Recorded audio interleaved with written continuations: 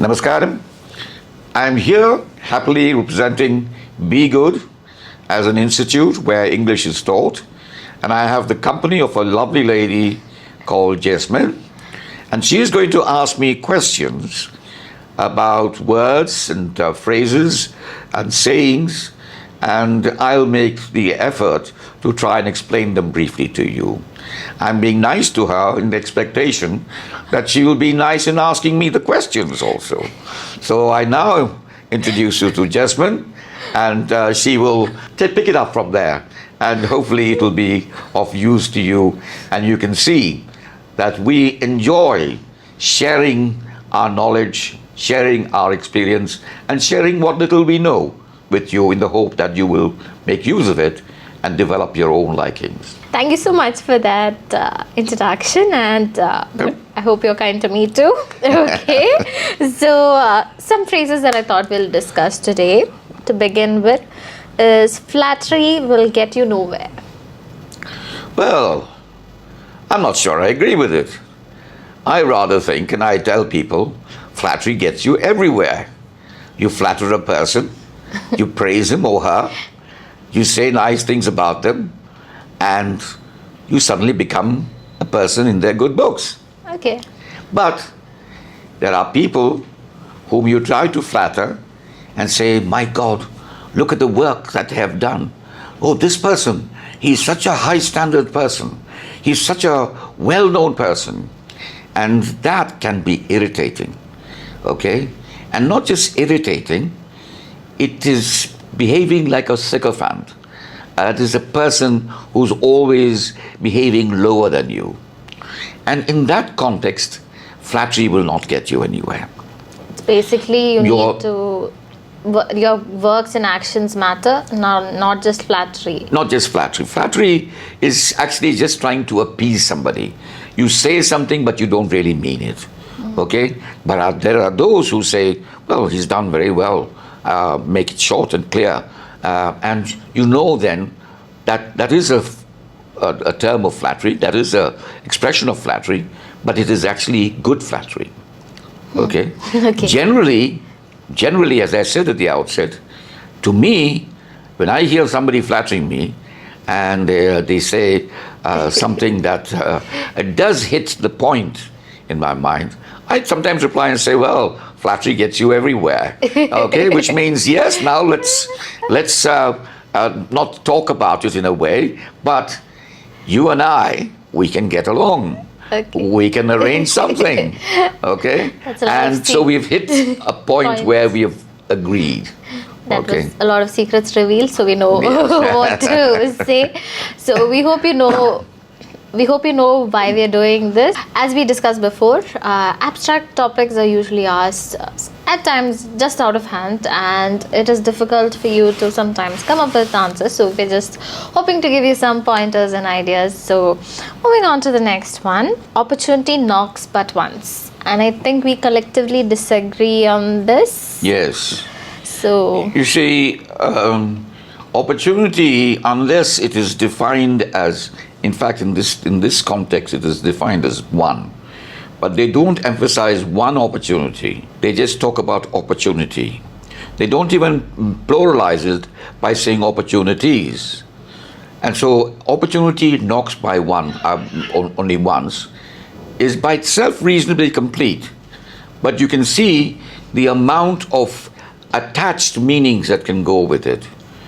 Because the next time you get an opportunity, it's the second time. yeah. And so on. So it just doesn't knock only once. At that period of time, it might be the only opportunity that may come to you. Yeah. But I think as times have changed, we need to be a little more open-minded about opportunities. It's okay if you don't clear an exam that you wrote once. If you it's all okay. Like opportunities, they keep coming and going. Yes. Okay. It is not a one-off thing. There are instances where it's a one-off thing, where you pick a lucky number, you took the opportunity to pick a lucky number, and bingo, you've got the jackpot. Well, there certainly opportunity has knocked once, Yeah. okay, and it might be the last time. So yes, But at times, I feel that the lost opportunities were not meant for you. That is my personal point. That is fatalism. Yeah. Okay, you say, well, this is not meant for me. This is not something that I really wanted in one way. That is why I didn't get it.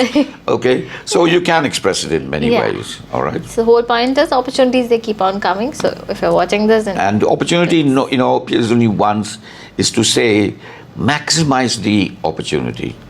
That is the purpose behind that statement. Utilize it to the fullest. Utilize it to the fullest. Do your best. Get the best out of it. All right.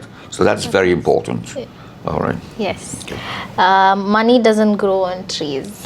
Well, money doesn't grow on trees, but you wonder why some notes are colored green and put out during the autumn when all the branches are actually naked and without any leaves. Well, that is the figment of my imagination. I think we've been told this when we spend too much and our parents tell us, money doesn't grow on trees. Yes. Why are you spending so much? But do they realize that money is just printed like any piece of paper, and it doesn't have to grow on trees? It comes out like leaves, a multitude of it. So I'm not sure whether it is totally comprehensive. But I guess the point behind... But the purpose behind it is that don't take it for granted. It is not something that comes easily. It is hard work. It is opportunity. It is the use of one's ability that is transferred or translated into money form. Okay? The concept of money itself is man-created. Before money that we know it as now actually got created, we were exchanging cows, goats, sheep. There was barter system. Okay, there was actually negotiations in the process, not fixed prices. So it is actually also telling you the value of life expressed through money and the importance of money in life. Okay, so you've got to understand it in that context. At the same time, money is not really everything. It is not everything. That is again a relative matter. Relative, yeah. Because let us say you don't have money. You can still be a very, very, very happy and content person. Let's say you have all the money in the world that has satisfied you from one end to the other and helped you to achieve all the purposes of life. It doesn't necessarily make you a happy person. Okay? You need that contentment, that satisfaction that cannot be purchased by money. Got it. And on these lines, the next one, I'll read it out a bit slowly. As you sow, so shall you reap. Yes. I think that has got a biblical attachment to it, and obviously its relevance is very broadly, a story, a parable, which is put in very simple terms. And that's the magic of the parables, and also many sayings in the various important books of religion. Which are put sometimes very simply. And I remember I used this phrase that simplicity is the most difficult thing to understand sometimes. Now here it says you reap as you sow. So it depends upon how you deal with your duty, the dharma maybe, how you actually put the seeds, how you sow it, how you nurture it, and how well you know how to look after it. So you will get the contents, the satisfaction, the crop, and then convert it into money depending on how well you look after it. It is, to take a crude and simple example, you get a motorbike, brand new.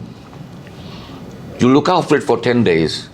On the 11th day, you don't want to look at it. You take it for granted. It deteriorates. You paid a price for it. You can't get that same price back again. You keep on ignoring it, and it deteriorates. And there, when you haven't looked after it, you suffer the consequences. Okay? The same way, I think our actions speak louder than words. And what you do, you kind of get back, or whatever you do, you eventually you should get it back.